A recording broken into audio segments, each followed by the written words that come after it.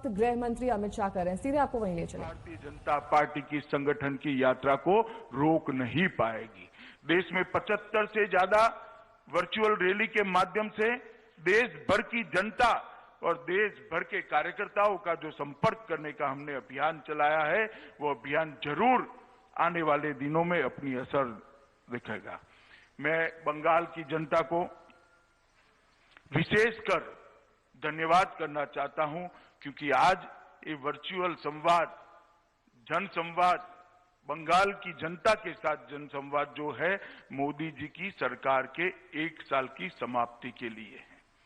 मैं बंगाल की जनता को ये कहना चाहता हूं कि भले भारतीय जनता पार्टी को 303 सीटें देश भर से मिली है, मगर मेरे जैसे कार्यकर्ता के लिए सबसे महत्वपूर्ण सीटें हैं बंगाल की 18 सीटों पर भारतीय जनता पार्टी का विजय।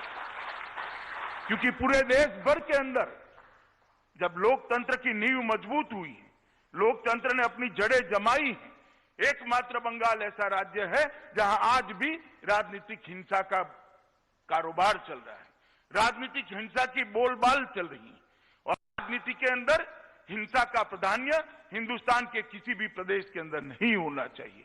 हमने आह्वान किया था बंगाल की जनता को कि आप मोदी जी के हाथ मजबूत करिए, मोदी जी के साथ जुड़िए, मोदी जी के साथ महान भारत बनाने के एक अभियान के अंदर साथ दीजिए। और मुझे बहुत आनंद है, बहुत विशेष आनंद है कि बंगाल की जनता ने भारतीय जनता पार्टी और मोदी जी की ये अपील को स्वीकार करते हुए 42 में से 18 सीटें देकर मोदी जी को पूर्ण बहुमत के साथ प्रधानमंत्री बनाया। और ये जो आपका दिया हुआ हौसला है, आपका दिया हुआ आशीर्वाद है, मैं आपको विश्वास दिलाना चाहता हूं कि भारतीय जनता पार्टी सिर्फ आंदोलन करने के लिए बंगाल के मैदान में नहीं आई।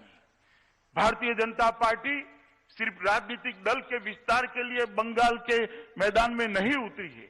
भारतीय जनता पार्टी बंगाल के अंदर हमारे संगठन की नींव मजबूत करना तो चाहती ही है, परंतु भारतीय जनता पार्टी फिर से संस्कारित बंगाल बनाना चाहती है, हमारा सोनार बांग्ला फिर से बनाना चाहती है, और हम एक मजबूती के साथ बंगाल की जनता के साथ खड़े हैं।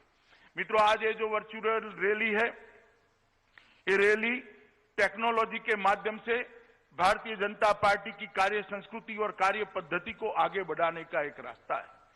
भारतीय जनता पार्टी लोकतांत्रिक तरीके से लोकतंत्र के अंदर अपने विचार का, अपनी विचारधारा का विस्तार करने में विश्वास रखने वाली पार्टी है।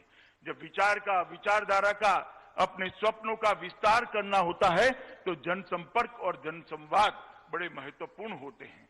भारतीय जनता पार्टी का ये कार्य संस्कृति रहा कि जहां जहां जनादेश मिला, हमने हमेशा के लिए अपने हिसाब देने के लिए जनता के सामने हम जाते रहे। 1 साल हो, 2 साल हो, 3 साल हो, 4 साल हो, 5 साल हो, हम जनता के सामने गए और हमारा हिसाब दिया। हम वो दलों में से नहीं है जो 10-10 साल तक बैठते हैं फिर भी शिकायतें ही करते रहते हैं। भाई, सत्ता आपको दे दी, सरकार आपको दे दी और हालत नहीं संभल रहे हैं तो केंद्र पर हमले करना। हम वो दल नहीं है, हम सत्ता जब मिलती है तब परिवर्तन करने में विश्वास करते हैं, और हमने जो किया है इसका हिसाब किताब देने में विश्वास करते हैं।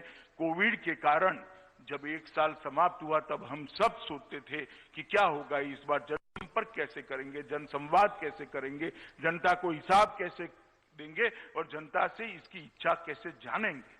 मगर नड्डा जी ने एक अच्छा रास्ता निकाल दिया। ये मैं आज तीसरी वर्चुअल रैली के अंदर उपस्थित हुआ हूं। मित्रों, एक अद्भुत प्रयोग, सफल प्रयोग भारतीय जनता पार्टी ने किया है। जब भी जनसंपर्क और जनसंवाद के भारत का इतिहास लिखा जाएगा, ये वर्चुअल रैली के लिए एक चैप्टर जरूर लिखने वाले ने रिजर्व करना पड़ेगा, इसका मुझे विश्वास है। मैं आज जिस प्रकार से बंगाल भारतीय जनता पार्टी ने इस कार्यक्रम का आयोजन किया है, 70,000 से ज्यादा एलईडी स्क्रीन लगाए हैं, दुनिया भर के बंगाल के लोगों को जोड़ा है, इनके एसोसिएशनों को जोड़ा है। मैं दिलीप घोष, मुकुल रॉय, और कैलाश विजयवर्गीय और उनकी टीम को हृदय से बधाई देना चाहता हूं कि आपका ये परिश्रम बंगाल की जनता के साथ जनसंवाद भारतीय जनता पार्टी का जरूर रंग लाएगा। मित्रों, आज मैं जब आपके सामने उपस्थित हुआ हूं तब मोदी जी की सरकार का 1 साल समाप्त हुआ है। मोदी 2 का 1 साल समाप्त हुआ है, मगर मोदी 2 को आइसोलेशन में नहीं देख सकते, 1 साल को आइसोलेशन में नहीं देख सकते। नरेंद्र मोदी जी 2014 में देश के प्रधानमंत्री बने और 2014 से 2019 में फिर से जनादेश प्राप्त किया और उसका 1 साल समाप्त हुआ। ये 6 साल भारत को हर तरीके से आगे बढ़ाने के 6 साल रहे। ये 6 साल भारत की समस्याओं का समाधान करने के 6 साल रहे। ये 6 साल भारत को दुनिया में सम्मान दिलाने के 6 साल रहे हैं। ये 6 साल 60 करोड़ लोगों के जीवन के अंदर परिवर्तन लाने के 6 साल रहे हैं और इस 6 साल के अंदर स्केल भी बदला है और स्किल भी बदली है। हर तरीके से नए भारत की रचना की दिशा में हम मोदी जी के नेतृत्व में आगे बढ़े हैं। जब मोदी जी को नेता चुना गया, मैं भी भारतीय जनता पार्टी के महासचिव के नाते संसद के सेंट्रल हॉल में था। मुझे आज भी मोदी जी का पूरा भाषण याद है। उन्होंने भाषण की शुरुआत में ही कहा था कि भारतीय जनता पार्टी की सरकार, ये मेरी सरकार जो ऐतिहासिक जनादेश लेकर आई है, वो गरीबों की सरकार होगी, दलितों की सरकार होगी, आदिवासियों की सरकार होगी, पिछड़ों की सरकार होगी। दूसरे दिन अखबारों ने, ढेर सारे अखबारों ने अपने कमेंट्स लिखे थे कि सब ऐसा कहते हैं मगर गरीबों के लिए कुछ नहीं होता। मैं सबको आज कहना चाहता हूं, 6 साल हो गए, पीछे मुड़कर देखिए, 60 करोड़ गरीबों के जीवन में किस प्रकार से परिवर्तन लाने का काम ये भारतीय जनता पार्टी की सरकार ने किया है। मित्रों, मैं आपको बताना चाहता हूं कि मोदी जी ने सबसे पहले 60 करोड़ गरीबों के घर में, जिनके पूरे परिवार के पास बैंक अकाउंट नहीं था, उसके घर में बैंक अकाउंट पहुंचाने का काम किया और ये जनधन योजना के माध्यम से बैंक अकाउंट पहुंचाया। 31 करोड़ बैंक अकाउंट खोले गए। जब 31 करोड़ बैंक अकाउंट खोले गए, बहुत सारे नेताओं की टिप्पणियां मुझे याद है, राहुल बाबा की भी टिप्पणियां याद है। बैंक अकाउंट खोलकर करोगे क्या, अंदर रखोगे क्या? राहुल बाबा, जिसकी दृष्टि वक्र होती है उसको वक्र ही दिखाई पड़ता है। मैं सिर्फ आगे की बात नहीं करता, कोरोना के वक्त मोदी जी ने जो राहत भेजी है वो ही कहना चाहता हूं। 51 करोड़ लोगों के बैंक अकाउंट के अंदर 53 करोड़ों रुपया मोदी जी ने सीधा डीबीटी के माध्यम से पहुंचाने का काम किया है। मित्रों, ये पैसा अगर अकाउंट न होता तो किस तरह से पहुंचा? हर घर में जनधन अकाउंट खोला। 50 करोड़ भारतीयों के जीवन के अंदर स्वास्थ्य की सुविधाएं नहीं थी। 50 करोड़ भारतीयों के लिए अगर बीमारी आ जाती है तो ईश्वर ही मालिक होता था, परंतु जब मोदी जी आयुष्मान भारत योजना लेकर आए, 50 करोड़ भारतीयों के जीवन में एक नया उजाला आया। 5 लाख रुपए तक का स्वास्थ्य का पूरा खर्चा आज नरेंद्र मोदी सरकार उठा रही है और मुझे कहते हुए आनंद है, 3 साल से कम समय के अंदर लगभग 1 करोड़ भारतीयों ने अपने ऑपरेशन इस योजना के माध्यम से सफलतापूर्वक कराया है और एक भी पैसे का खर्चा उनको नहीं लगा है। ये बंगाल के सारे कार्यकर्ता ताली बजा रहे हैं, खुशी व्यक्त कर रहे हैं, मगर बंगाल को इसका फायदा नहीं मिलता है क्योंकि मोदी जी लोकप्रिय न हो जाए इसके डर से ममता दीदी आयुष्मान भारत योजना को बंगाल की धरती पर उतारना नहीं चाहती। मैं पूछना चाहता हूं ममता दीदी से, क्या बंगाल के गरीब का अधिकार नहीं है? क्या बंगाल के गरीब को अपने बूढ़े बाप का छोटे बच्चे की इलाज कराने का अधिकार नहीं है? आयुष्मान भारत योजना से बंगाली क्यों विमुख है? आपकी राजनीति करने के लिए बहुत सारे मैदान है ममता जी, कोई मैदान आप तय कर दो, कर लेंगे 2-2 हाथ। गरीबों के अधिकार को आप क्यों रोक कर बैठे? और मैं आज बंगाल की जनता को कहना चाहता हूं, ये सरकार बंगाल के गरीबों के अधिकार को रोक कर बैठी। हम किसानों को पैसा भेजना चाहते हैं, किसानों की सूची नहीं मिलती। हम गरीबों को आयुष्मान भारत योजना के माध्यम से 5 लाख तक स्वास्थ्य का खर्चा देना चाहते हैं। आयुष्मान भारत योजना बंगाल के अंदर लागू नहीं होती। किस प्रकार की व्यवस्था आप कर, राजनीति की भी एक हद होती है और आप हमें कह रही है हम राजनीति कर रहे हैं। देश भर ने आयुष्मान भारत योजना स्वीकार ली, अंत में अरविंद केजरीवाल जी ने भी स्वीकार ली, मगर ममता दीदी आप क्यों नहीं स्वीकार रही हो?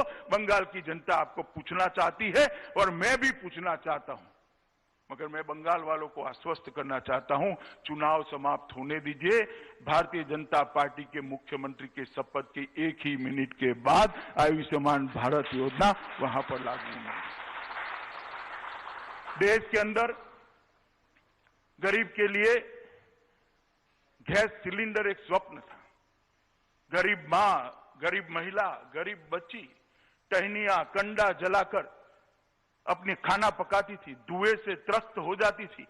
नरेंद्र मोदी सरकार ने 8 करोड़ गरीब माताओं के घर में गैस का सिलेंडर भेजा और 8 करोड़ घरों को धुएं से मुक्त करने का काम ये भारतीय जनता पार्टी की नरेंद्र मोदी सरकार ने किया है। मित्रों, मैं कहना चाहता हूं कि 8 करोड़ माताओं का आशीर्वाद आज नरेंद्र मोदी जी के साथ है। देश में आजादी के 70 साल के बाद 20,000 गांव ऐसे थे जहां पर बिजली ही नहीं थी। 2.5 करोड़ से ज्यादा घर ऐसे थे जहां लालटेन जलती थी। नरेंद्र मोदी जी ने दर्द को समझा कि 70 साल हो गए, लोकतंत्र के मायने ही क्या रह जाते थे जब 70 साल के बाद भी कोई गांव में बिजली का खंभा भी न हो, कोई घर के अंदर बिजली का बल्ब न लगे। मोदी जी ने योजना बनाई, सौभाग्य योजना।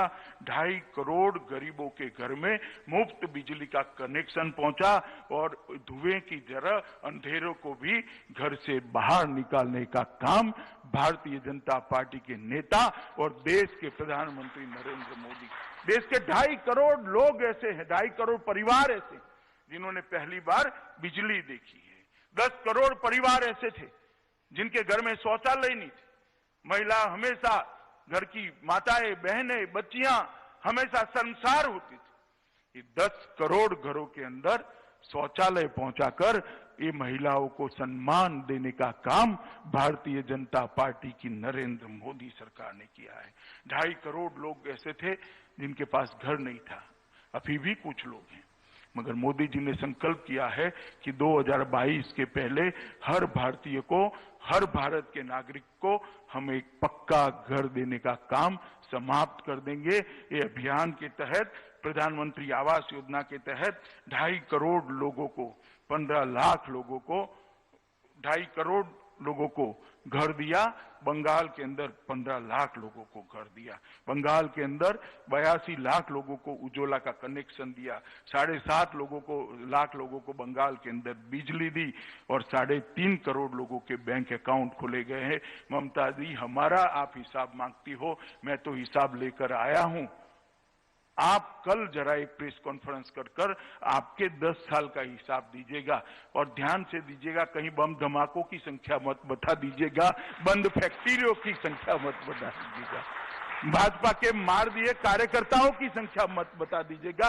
हिसाब लाना है तो विकास का लेकर आइए। ममता दी, मैं आपको कहता हूं, कल आप हिसाब लेकर आइए। भारत का गौरव मोदी जी ने दुनिया के अंदर बढ़ाने का काम किया। एक साथ 100 से ज्यादा उपग्रह छोड़ने वाला दुनिया में सर्वप्रथम राष्ट्र भारत बना। जीएसटी, इतने बड़े लोकतंत्र के अंदर 130 करोड़ की जनसंख्या और इतने बड़े आकार के अंदर 30 से ज्यादा राज्यों के यूनिट के अंदर जीएसटी को सर्वसहमति के साथ लगाकर दुनिया का सबसे बड़ा बिक्री कर सुधार भारतीय जनता पार्टी की नरेंद्र मोदी सरकार ने किया। मित्रों, एक जमाना था जब यूपीए की सरकार यहां पर चलती थी और यूपीए की सरकार चलती थी तब पाकिस्तान से हर रोज आतंकवादी घुसते थे, हमारे जवानों के सर काट कर ले जाते थे। दिल्ली के दरबार में कोई उफ तक नहीं करता था, माथे पर जूं नहीं रहती थी। आप लोगों ने नरेंद्र मोदी जी को 2014 में अधिकार दिया, भारतीय जनता पार्टी की सरकार बनी, उरी और पुलवामा में आतंकवादियों ने हमला किया, मगर इस बार स्थिति बदल गई थी। प्रधानमंत्री नरेंद्र मोदी थे, भारतीय जनता पार्टी की सरकार थी। कुछ ही दिनों में सर्जिकल स्ट्राइक और एयर स्ट्राइक कर पाकिस्तान के घर में घुसकर अपने जवानों के खून का बदला लेकर अपने नर बांकुरे, वीर बांकुरे वापिस आए और दुनिया भर के अंदर एक संदेश भेजा कि भारत के जवानों का खून सस्ता नहीं है। अगर कोई हमारे जवानों के साथ छेड़खानी करेगा तो उसको परिणाम भुगतने पड़ेंगे। और मित्रों, इससे एक आतंकवाद के खिलाफ जीरो टॉलरेंस का संदेश गया है। और दूसरा टर्म शुरू होते ही 70 साल से कई मुद्दे ऐसे थे जिनको कोई छूने की हिम्मत नहीं करता था। वो मुद्दे देश की एकता और अखंडितता के साथ जुड़े थे, देश की सुरक्षा के साथ जुड़े थे।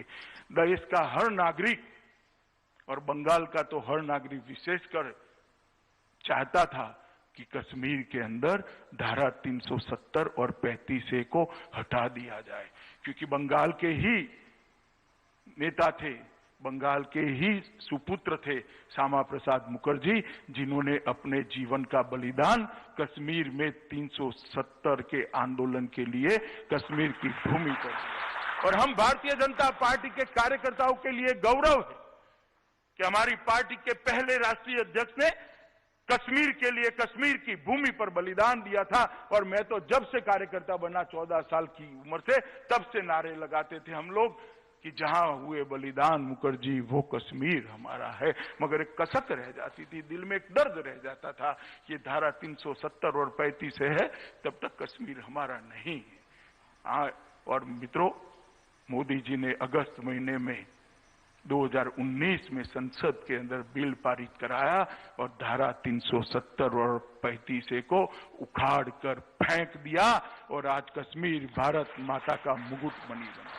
हमेशा के लिए कश्मीर के साथ भारत का जुड़ाव करने का काम नरेंद्र मोदी जी ने किया है। और मैं मानता हूं, जब भी देश की एकता और अखंडितता के लिए कुछ भी लिखा जाएगा, मोदी जी का एक कदम बुरी बुरी प्रशंसा के साथ किसी भी कटु आलोचक को भी लिखना पड़ेगा कि धारा 370 और 35A को हटाने का काम ये भारतीय जनता पार्टी की सरकार ने किया।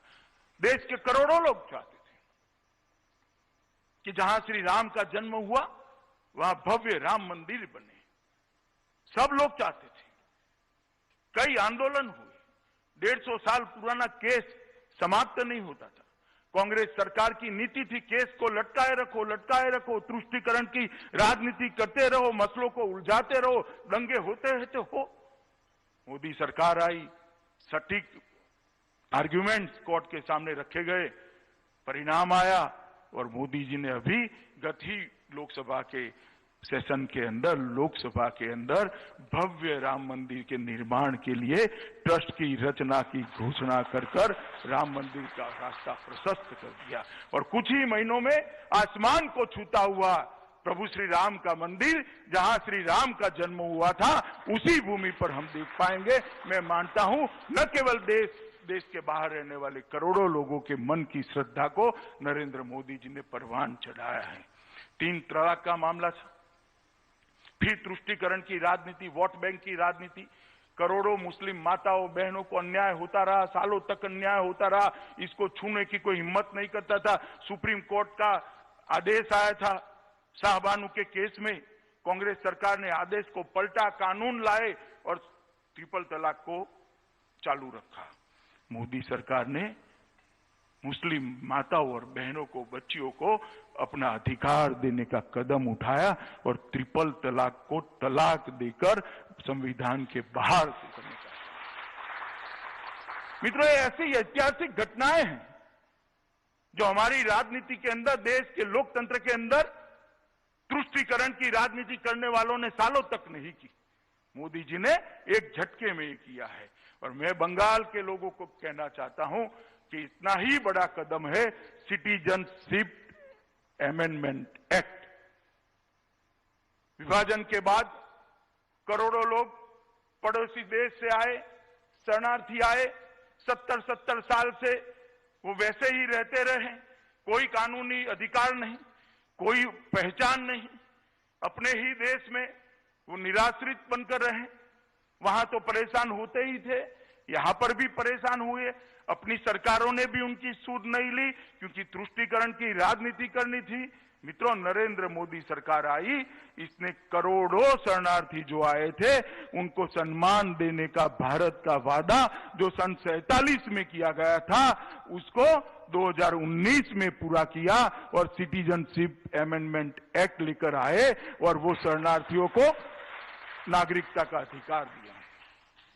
मैंने ममता जी का चेहरा उस दिन देखा था, गुस्से से लाल बबूला हो गई थी, नाम देने की, बोलने की तमीज भी नहीं रही थी।